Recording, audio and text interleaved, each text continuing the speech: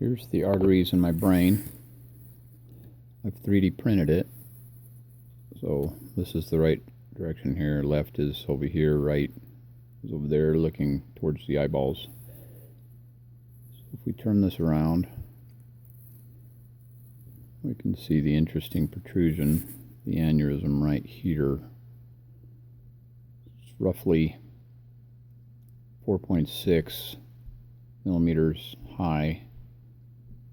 That's about 2/10 of an inch, 0.2 inch, roughly. A little smaller than 1/4 of an inch.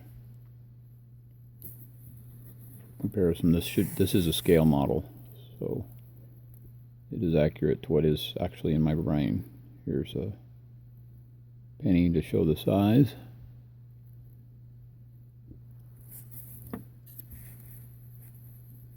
Anyway, I run a 3D print business, so I thought it would be interesting to convert the MRI images into an actual 3D model. So this is what I ended up with. Plan on going in 2 weeks from Thursday to get it clipped.